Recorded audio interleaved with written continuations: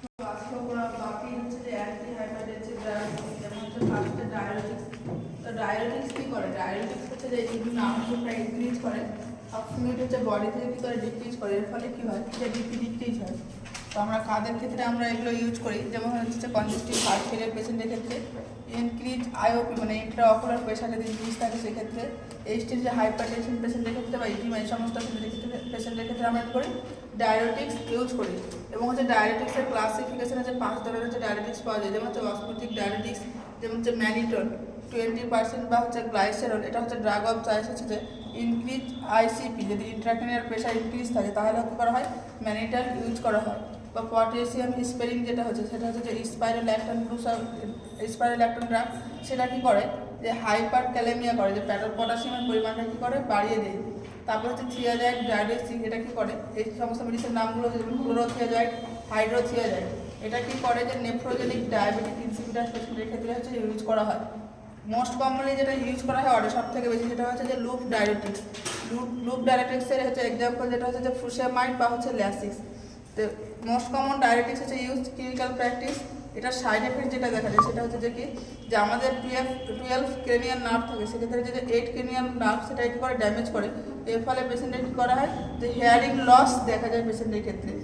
তারপরে হচ্ছে যেটা ডায়াবেটিক্স সেটা হচ্ছে carbonic anhydrate individuals groups of drug, এটা হচ্ছে যে অ্যাসিটাজোলামাইড বা ডরজোজোলামাইড, এটা কী করা হয় ড্রাগ অফ চয়েস হচ্ছে গ্লোকোমা ইন হচ্ছে চিলড্রেন, চোখের একটা ডিজিজ যেটা গ্লোকোমা বাচ্চাদের, সেক্ষেত্রে কী করা হয় দেওয়া হয়। বা অলসো এই হাইড্রোসেফালাস মিনস হচ্ছে যে বাচ্চা যখন হচ্ছে যে ফ্লুইড অ্যাকুমুলেশন হয় হেডে, তখন আমরা কী বলছি হাইড্রোসেফালাস বলছি। এই যেটা সাইড এফেক্ট দেখা যায় সেটা হচ্ছে যে কি লিভার ড্যামেজ দেখা যায় পেশেন্টের ক্ষেত্রে। দেন হচ্ছে যে অ্যাঞ্জিওটেনসিন অ্যান্টাগোনোসিস মানে হচ্ছে এগেনস্ট, এটা কী করে যে এগেনস্টে কাজ করে, কার টেনসিনের এগেনস্টে কাজ করে। তো সে সমস্ত মেডিসিনগুলোর নাম কী হলো, টেলমিসার্টিন বা ওমেসার্টিন বা ভালসার্টিন, এগুলো হচ্ছে যে কি অ্যাঞ্জিওটেনসিন অ্যান্টাগোনোসিস ড্রাগস, এটা হচ্ছে যে 5 নম্বর যেমন হচ্ছে অ্যান্টি হাইপারটেনসিভ ড্রাগ। এবং এখানে কিছু হচ্ছে যে পেন কিলারের নাম লিখেছি, যেমন হচ্ছে অ্যানালজেসিক বা পেন কিলার। তো অ্যান্টাসিড হচ্ছে ইউজিন হচ্ছে কার্ডিয়াটাইটিস মানে হচ্ছে হার্টে যদি ইনফেকশন হয় তখন আমরা কী করছি অ্যান্টাসিড ইউজ করছি।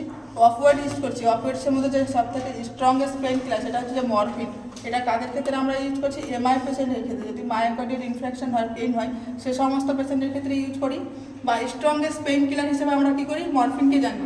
এবং স্ট্রংগেস্ট হচ্ছে NSAIDs জানি যে কিটোল্যাক, যে হচ্ছে মরফিন হচ্ছে যে সাইড এফেক্ট যেটা হচ্ছে দেখা যায় পেশেন্টের ক্ষেত্রে সব থেকে বেশি দেখা যায় নাউজিয়া ভমিটিং। নাউজিয়া মিনস কী হচ্ছে যে বমি ভাব আসছে আর বমি হচ্ছে না, বা পেশেন্টের যে বমি হবে, এই সমস্ত কিছু হচ্ছে মরফিনের হচ্ছে যে side effect. Drug of choice আমরা যদি মায়োকার্ডিয়াল ইনফেকশনের পেশেন্টের ক্ষেত্রে ইউজ করি, এখানে যদি মরফিন টক্সিসিটি হয়ে যায় তাহলে সেক্ষেত্রে আমরা কী করবো, অ্যান্টিডোট দেবো। অ্যান্টিডোট হিসেবে কী দিই আমরা, ন্যালাকটন কী করছি আমরা অ্যান্টিডোট হিসেবে দিচ্ছি। দেন হচ্ছে মরফিন টক্সিসিটি হলে সাইন সিমটম আমরা কী দেখতে পাবো পেশেন্টের ক্ষেত্রে, তো রেসপিরেটরি ডিপ্রেশন দেখতে পাবো, যে নর্মাল যা রেসপিরেশন রেট থাকে তার থেকে কমবে।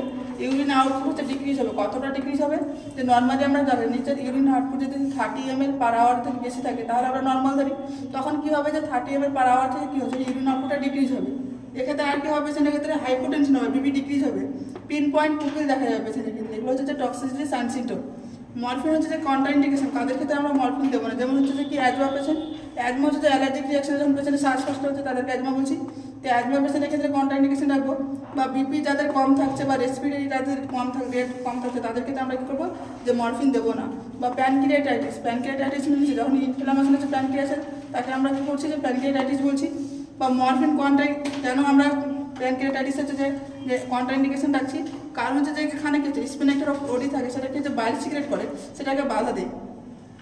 আর একটা লিখি যে এনটিজি আমরা কী করি যে অ্যাঞ্জাইনা পেশেন্টের ক্ষেত্রে আমরা কী করি এনটিজি ইউজ করি। তো আজকে এই পর্যন্ত।